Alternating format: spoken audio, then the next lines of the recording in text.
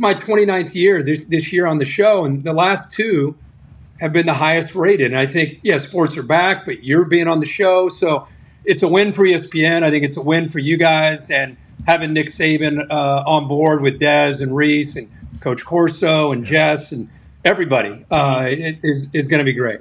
Jen Latta stepping into that role to tell the story. That has to be, that's another, I've told her each week, like, I don't know how you do it.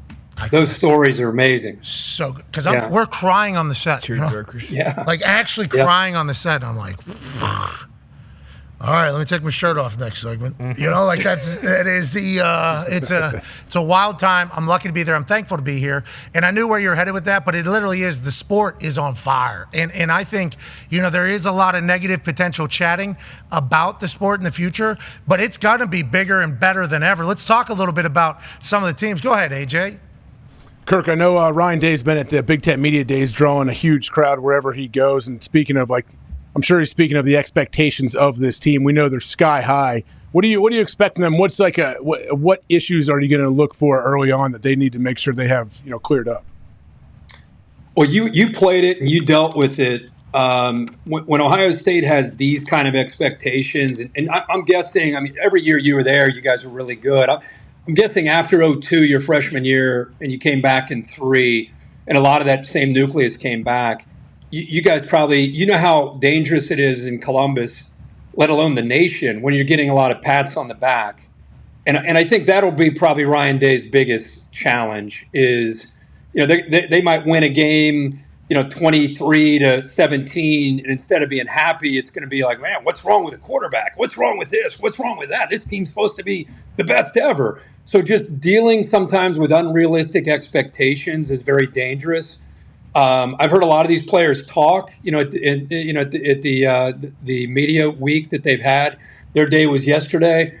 And I heard a lot of the same stuff about, hey, we came back. Denzel Burke talked about coming back because they wanted to beat Michigan. They wanted to win a national championship. And so you like to hear those team goals that are kind of at the forefront of their minds and kind of the focus of what they're trying to accomplish.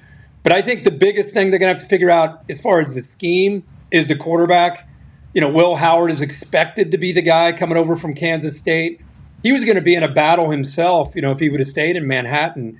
So you got Devin Brown there. You got a young freshman and Jalen Sand. I mean, they're talented, but until you see it, you know, until the pieces come together, you wait to be able to really evaluate with Chip Kelly calling plays now until you see it get going. But truthfully, they have 2 games on their schedule, maybe 3, that are really, you know, it makes you scratch your head and wonder, you know, can they go on the road to Eugene and win? You know, can they go to Penn State, probably in a night game? Maybe not anymore in Fox. Maybe it's a noon game. Can they win that one? Can they beat Michigan after losing 3 straight? So I think it's dealing with all of that outside noise, all the pats on the back. Can they keep a chip on their shoulder?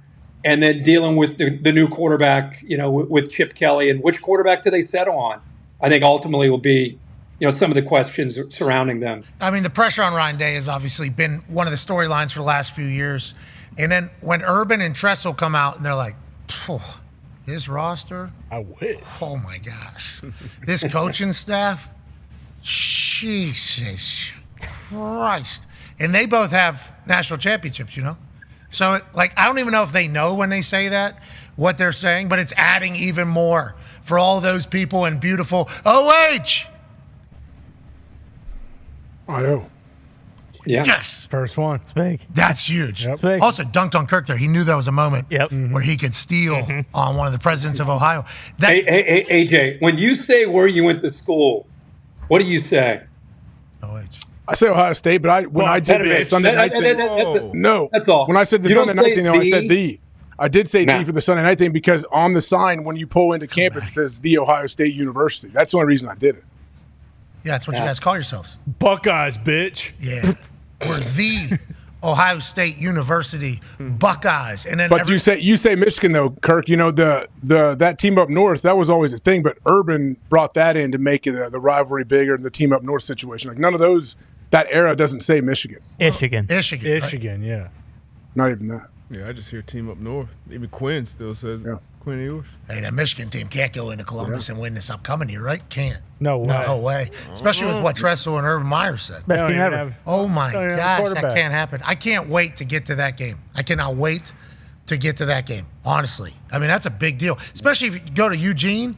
As Ohio State goes to Eugene. What if Michigan wins?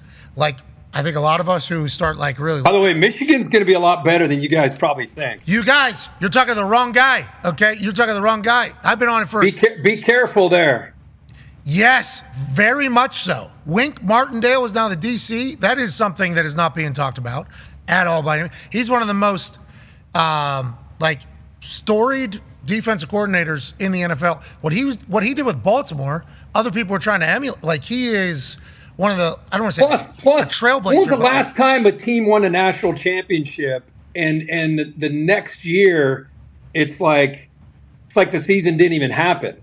You know, it's no one's talking about Sharon Moore in Michigan, other than their own fans. Well, that's because in the Big Ten this year, it's Ohio State's time. That's right. Isn't it? Yeah. Well, Oregon. Columbus. Look out for old Oregon. Look out for the old Oregon We Ducks. can look out for everybody in the Big Ten. Coach Lanning is actually going to be in here tomorrow. Coach Lanning is going to be in studio tomorrow. I cannot wait to chat with him. I may have Oregon. I may have Oregon winning it all. I still You hate Ohio State. Breaking! That's a big deal. That is. We knew it wouldn't be Florida State. Yeah. Hey, if you quote my ass on that, I said I may have Oregon winning it all. Okay. Well, Too late. Let's make. Yeah, Gumpy's already sent it. It's What's gone. done is done. Yeah, it's already out there. Gumpy On the ticker. and the soccer, enough. Sweet. Gumpy, the Tell us injury, about the fake injuries. We just can't in this country. We can't handle it. The tournaments are just so awesome, Herbie. I just get caught up for like a There's month. so few I love tournaments it. to watch. Yeah, there's not enough. Listen, it's not goals. I tell Pat it's not goals, it's shots on goal. There are no goals in soccer. There's shots on goal.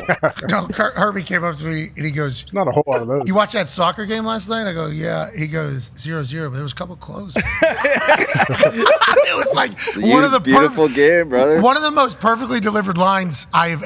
He was like walking. He was like, "Close though." Hey, couple corner kicks. Never know. You see Gumpy's new kit? He just got this kit in yesterday. That's what they call their uniform. That's Inter Miami. Whose jersey is that? Whose jersey is that, Gump? Messi, obviously. Larry? He's not playing the rest of the year. He'll be back for the playoffs, brother. That's the one last thing he's got. It's time for the Dolphins. We're in preseason. This is the Dolphins' alternate Inter Miami tarp, Herbie. Come on, dude. I got Miami week 1. My first game's Buffalo, Miami on Thursday night, September 12th. Come on, let's go. All right, we're done with soccer. You brought it up, just so everybody knows. We will get into the Thursday night in the NFL and everything. But let's talk about something that's kind of captivated a majority of this office. D-But's got a question for you. You talked about your excitement for the college football season coming up. Season has started, and we're probably on the season 5 as Dutch Danger won a couple natties already. I think Coach 3. Ty still chasing your first. No, I've won 2. I've won 2. I apologize. Easy. I apologize. Well, I'm Back chasing to back. my first with Oregon, as you mentioned, my second job already. But what's been the reaction that you've gotten from the game? Obviously, we waited a long time for this game to come out. College Football 25 is finally out. What's been the reaction that you've heard? I think it's very rare for something to be this hyped for this long. And in our era of everybody complaining about everything, I'm sure some people have complained, but it's rare to see something live up to that kind of hype. But I do think that the game has lived up to it. I didn't have anything to do with it. And I'm, by the way, awful. I mean, I used to be so good as a gamer when we had 3 buttons and our thumbs mattered. Now we got the index finger on both hands. I got no shot. A lot going on. You're telling me it's a lot. That game is a lot the time. All the time. Too much. Even selecting how to get to a game, you got to be I'm with you, dude. Yeah, it's a lot, yeah. Train wreck. Yeah, me and you can play during the weekends on your bus, and it'll be like Iowa playing. It'd be like 3-0 kind of game. Whoever gets in the field. Hey, Herbie. Hey, first downs, couple of them. Couple first downs. It'll be like a soccer match. Couple first downs. There's 2 field goal attempts. You see, I got close enough to attempt a field goal, missed them, but there was at least a couple of them. Hey, I can't remember. Oh yeah, I went to a Big Ten championship last year, so we can do this fucking hee-haw bullshit. But guess what? You know what? I guess going to the Big Ten championship doesn't matter anymore, does it, Herbie? Doesn't. Not when you're coming out of the Big Ten West. It doesn't. Hey, guess what? We don't fucking choose who we play. You beat who's in the good news is the divisions are gone. I know you won't have that to fall back on. I know, but actually, hey, I did want to say, I mean, Iowa. It's kind of shaping up that the boys might actually make the CFP this year. No one's talking about it, but Tim Lester is a genius. I mean, just X's and O's is. But honestly, in terms of the college football playoff, who are 1 to 2 like dark horse teams from the Power 5 that you think no one's talking about right now that might make the playoff?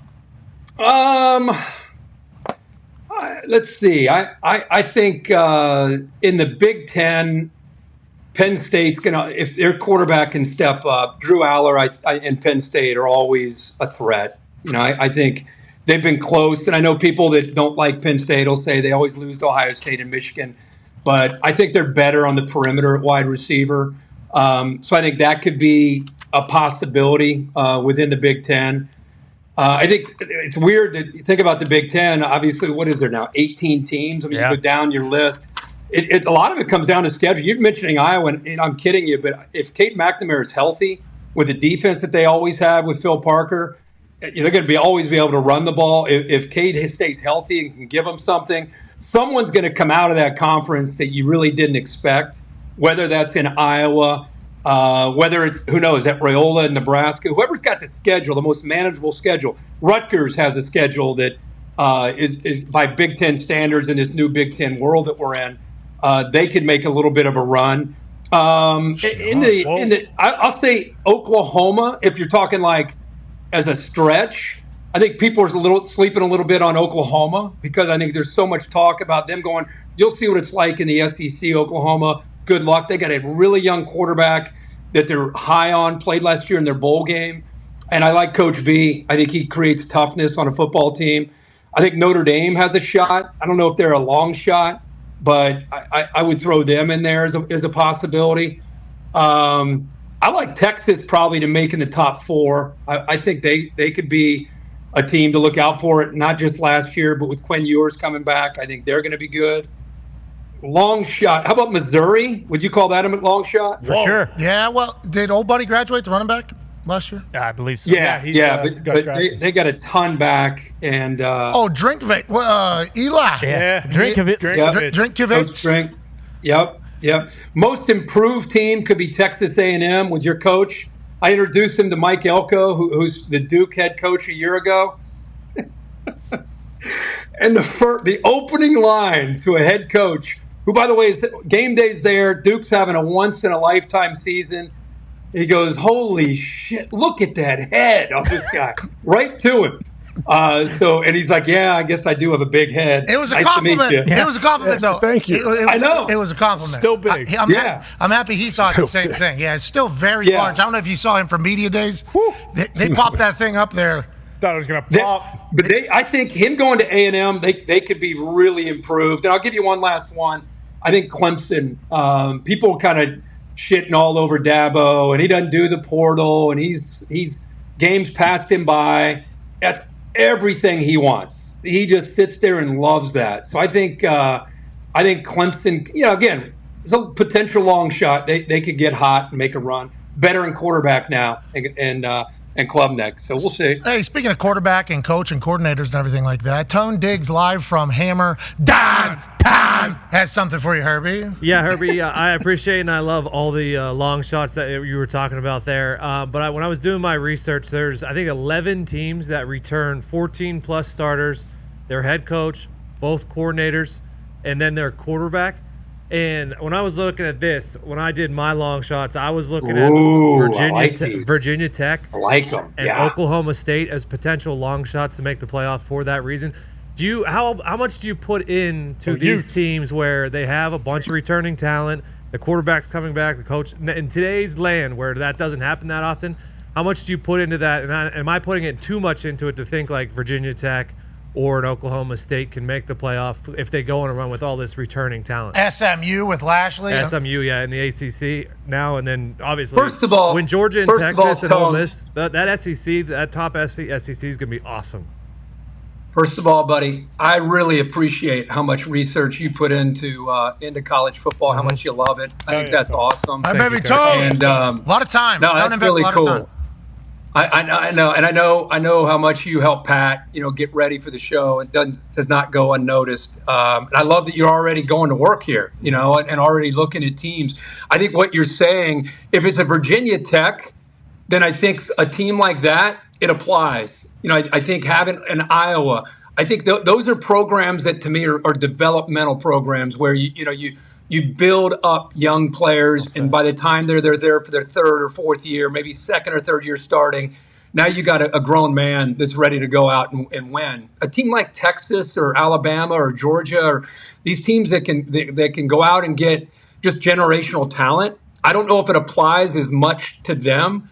It never hurts, obviously, but I've just seen too many teams be good too fast with a freshman quarterback or a true freshman receiver or a couple running backs that haven't played a lot. So I think it's hard to just throw a blanket over it and say, hey, hey, that definitely applies. It's important because the continuity is always important in football, right? Mm-hmm. But I think it really does apply. If you could throw that graphic up there again, Virginia Tech was a team that jumped out to me.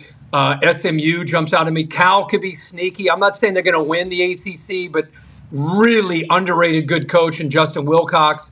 That could be a team to look out for. So Oklahoma State, it's like every 2 or 3 years, Mike Gundy has a veteran team. Give me something.